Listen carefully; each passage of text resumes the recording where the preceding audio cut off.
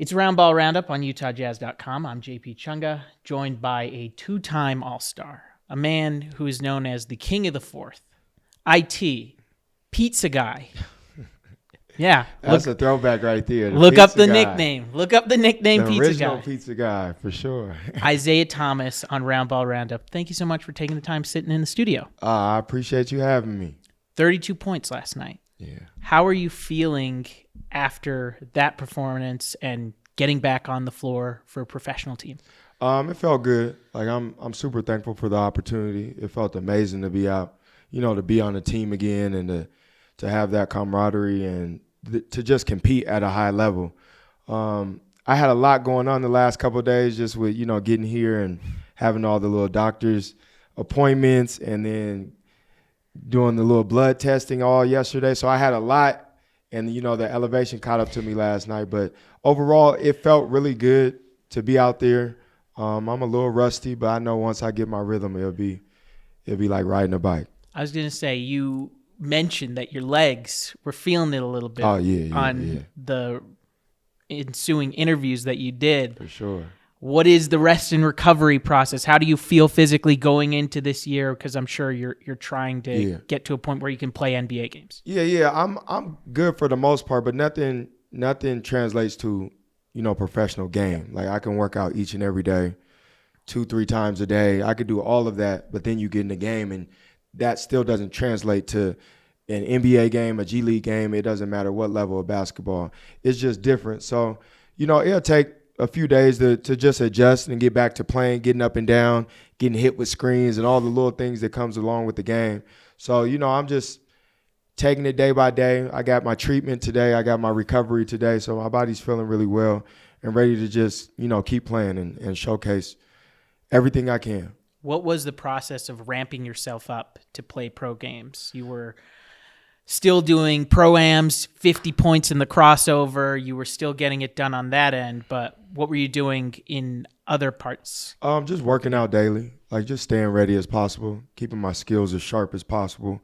But that's just a way of life for me. So it wasn't like I did anything different. It was just daily, just getting to the gym, working out, taking care of my body, eating right, and knowing that an opportunity would come, just not knowing when it would. And then when it came, it's like I said, it's like riding a bike. You just got to, get off the little rust that I have. And once I get my rhythm back, the game will be even easier. You said you found out while you were working out, while you were on a basketball floor, that you were going to have this opportunity? Yeah, I was actually walking in the gym. I was walking in the University of Washington. That's where I work out each and every day. And, I got a call, and then it was all she wrote after that. How did it come about, and how grateful are you that you're getting this chance to show yourself for NBA teams? I'm super grateful. I'm super grateful for the GM of the Stars, Marquise. I'm super grateful for the head coach and Steve.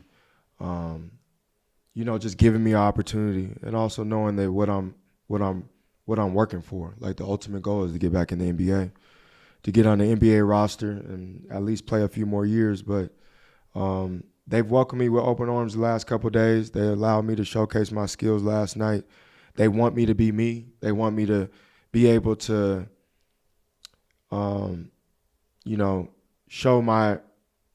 give my experiences to the younger guys and then show them how to be professional each and every day. And that's something that I do no matter if you ask me to do it or not. That's just who I am. So that's what I'm here to do, and obviously showcase my skills and what I can do to help an NBA team and then just compete at a high level each and every day. Tell me about that experience, because I'm sure everybody is asking you questions about your path, your journey. How can it help a locker room, this locker room, and then an NBA locker room that you're looking forward to? I think my career and my story is there's not a lot out there that's like mine. Like I've been through every situation in my 11 years in the NBA, whether it be a guy that gets DMPs, a guy that's been a six-man, a starter, a franchise player. Like a lot of guys haven't been in all those roles. So my experience is everything to these younger guys. When I got here, a couple of them were like, man, I used to love watching you in high school. Like they made me feel so old, but it was just super dope because they know my story. They know what I'm about. And I obviously can still do it at a high level. So I think that helps as well. I'm not just one of those guys that at the end of the bench that, is talking about my experiences. I'm able to continue to show them as well. And I think that's huge. Like, that's the respect level for these younger guys, is like, if you can't show it, it's hard for them to relate to what what you're saying, no matter if what you're saying is right. Like, if you can still show it, that's what they kind of relate to more than just talking about it. So I'm able to do a little bit of both, and I think that's the luxury of having a guy like myself, whether it be in a G League locker room, an NBA locker room, it doesn't matter. I can make an impact each and every day without even scoring the basketball. How useful is the G League for not only your situation, but other guys who are getting experience at that level and making the jump to the NBA? I mean, it's the closest thing to the NBA. Obviously you got the overseas route, but that's tough for a lot of people. The G League is the JV of, high school. So you just got to wait your turn a little bit. It's a grind. It's a slow grind for sure. A lot of the things on the day-to-day basis are a little different, but at the end of the day, it's basketball, and it's professional basketball, and you got to respect that. And everybody has the ultimate goal of being on the NBA roster, so it's super cool to watch each and everybody's journeys and to see, how long it takes for them to get there, to reach their goal. Your former G League head coach was there to support you, Jason Terry. What's it like to see him now not only go from G League head coach, but do the thing that he's trying to do, which is become a NBA head coach? He's on NBA bench right now. That's my brother. I've known his dad coached me since I was in 5th grade. Mm-hmm. So it's like,